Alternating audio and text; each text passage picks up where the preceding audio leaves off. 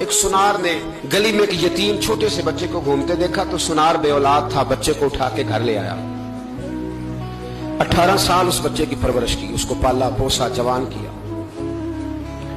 سنار کے پاس وہ دکان پہ چلا جاتا، وہ کئی دفعہ دکان پہ رہتا، کئی دفعہ گھر میں رہتا۔ ایک دفعہ وہ دکان پہ تھا، بچہ گھر تھا، 18 سال کا جوان۔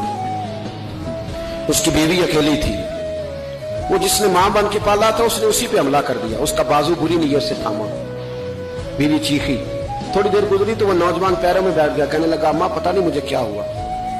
شام کو سنار آیا، بیوی چیخنے لگی، چلانے لگی، کہنے لگی آج عجیب بات ہوئی، جس کو میں نے جگر کا خون دے دے کے پالا اسی نے گندی نظر ڈالی۔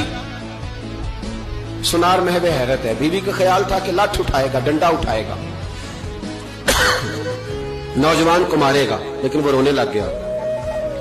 اس نے کہا آج اس نے میرا بازو تھاما ہے، جانے کیا کیا ہے؟ پریشان ہونے لگ گیا، سجدے میں گر گیا، کہا تو بتاتا کیوں نہیں؟ تو وہ سنار کہنے لگا اس کی غلطی نہیں، 18 سال کے بعد آج مجھ پر بھی شیطان سوار ہوا تھا۔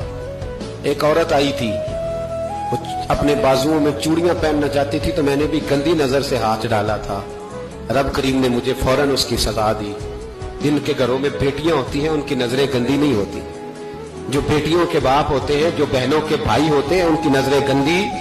اور اگر تو ٹیلی فون کرتا ہے، تو کسی عورت کے ساتھ تعلق رکھتا ہے تو یہ بات لکھ لے، امام فخر الدین رازی 1، علامہ اسماعیل حقی 2، ملا جلال الدین رومی 3، امام خازن 4، امام جلال الدین سیوطی 5 حدیث کے استاد اور محدث لکھتے ہیں کہ اگر تو کسی پر گندی نظر ڈالے گا تو تیرا گھر بچ سکتا، یاد رکھ نہیں بچے گا، اس لیے کہ تیری نظر کسی کی بیٹی کو بیٹی سمجھ تاکہ تیری بچی کا پردہ قائم رہے، کسی کی بہن کو۔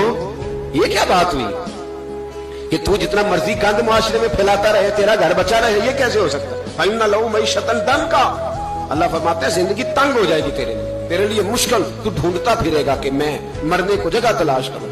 سچی توبہ کرے، کھری توبہ کرے، یہ گناہ انسان کو مجبور کر دیتے ہیں۔